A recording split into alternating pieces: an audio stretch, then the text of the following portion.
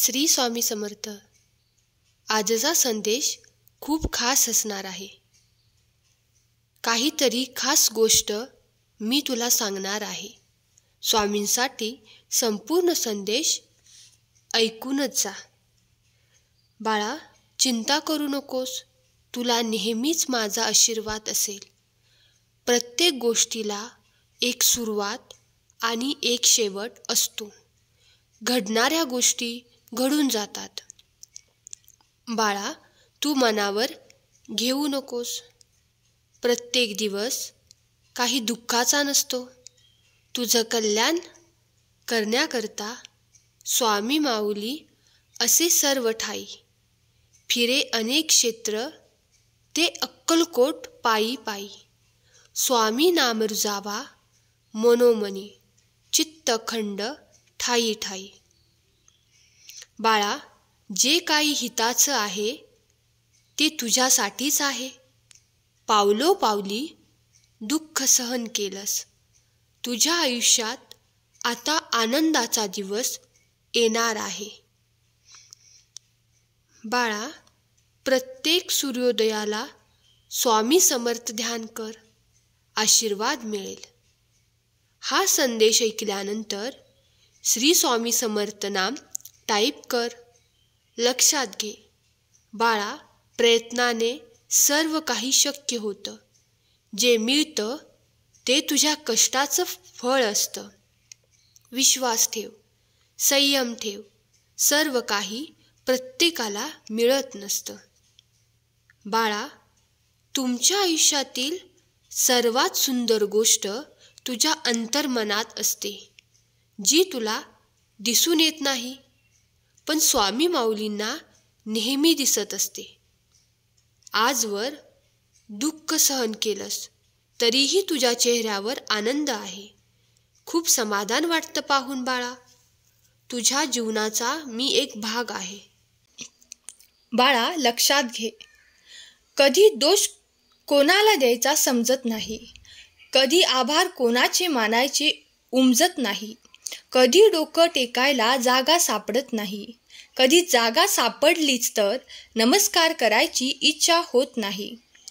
बाळा, कधी पैसा असला की नात्याचा मोह होतो, आणि नाती असली की त्यांच्या गरजा मोज पूर्ण करता येत नाहीत, म्हणून जीव हिरमुसतो.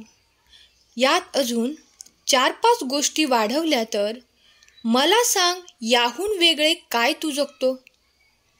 ताण घेतलास तर तणाव, आजचे भागले म्हणून आनंद, आणि उद्याचं काय म्हणून चिंता आयुष्य कठीण करते. पण तू प्रयत्नाने सहज शक्य केलंस. अरे बाळा, हा संदेश शेवटपर्यंत ऐकून घे. अजून खूप काही गोष्टी मी तुला सांगितल्या आहेत. तुझ्यासोबत जे घडलं ते इतरांचं प्रारब्ध आहे. तू चुकला नाहीस. तुझ्या पाठीशी मी खंबीर आहे. तू सरळ मार्गावर असताना मी तुला एकटं सोडणार नाही. बाळा, डोकं शांत ठेवून केलेले कार्य वाया जात नाही. तू ठरवलेस ना तुला काय घडवायचंय, मग आता मागे वळून पाहायचं नाही. सेवा करायची असेल तर घड्याळ पाहू नको. प्रसाद घ्यायचा असेल तर चव पाहू नको. आणि स्वामींचे नामस्मरण करायचे असेल तर जागा पाहू नको. तुलाही संधी मिळेल. उदास होऊ नकोस.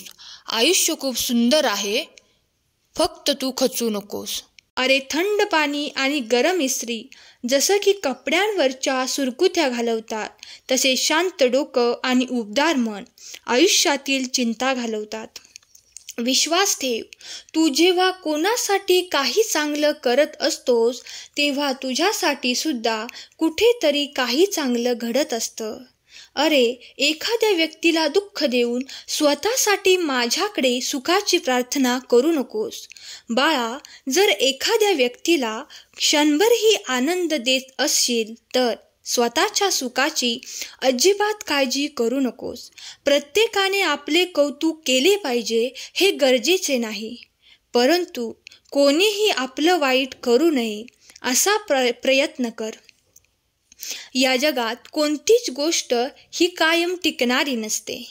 दुःखाचेही तसेच आहे. काही काळासाठी दुःख राहतं.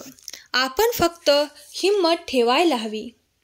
भावनांच्या तव्यावर स्वार्थाची पोळी भाजून घेणारी माणसं आपली कधीच नसतात, कारण नात्याचे पानवटे त्यांना फक्त तहान लागल्यावरच दिसतात. तुझ्या मनात येणाऱ्या नकारात्मक विचारांवर लक्ष देऊ नकोस. ते नकारात्मक विचार तुला तुझ्या देहापासून लांब नेण्यासाठी येत आहेत. पण तू यावेळेस फक्त शांत राहा आणि फक्त स्वतःच्या मेहनतीवर आणि आमच्यावर विश्वास ठेव. ही परिस्थिती नक्की बदलेल. कधी कधी जीवनात इतकं बेधुंद व्हावं लागतं. दुःखाचे काटे टोचतानाही खळखळून हसावं लागतं. जीवन यालाच म्हणायचं असतं. दुःख असूनही दाखवायचं नसतं. पाण्याने भरलेल्या डोळ्यांना पुसत आणखी हसायचं असतं. अरे, जो माझा हात पकडतो त्याला आयुष्यभर कोणाचे पाय धरण्याची गरज भासत नाही. कितीही कमावून ठेवले तरी बाकी राहते शून्य, आणि संकटाच्या वेळी कामाला येते आपल्या कर्माने साठवलेले पुण्य.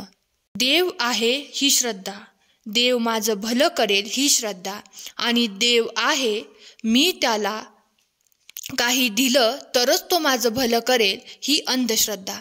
अरे, पहिला चटका बसला ते तुझे भोग होते, आणि नंतर जो थंडावा जाणवला ते तुझ्याच निरापेक्षित भक्तीचे फळ. जशी जशी भक्ती वाढत जाईल तसे तसे भोग कमी होत जातील. विश्वास ठेव, जिथे संपते मर्यादा तेथून साथ देतो मी. बाळा, उदास असशील तर माझे नाव घे.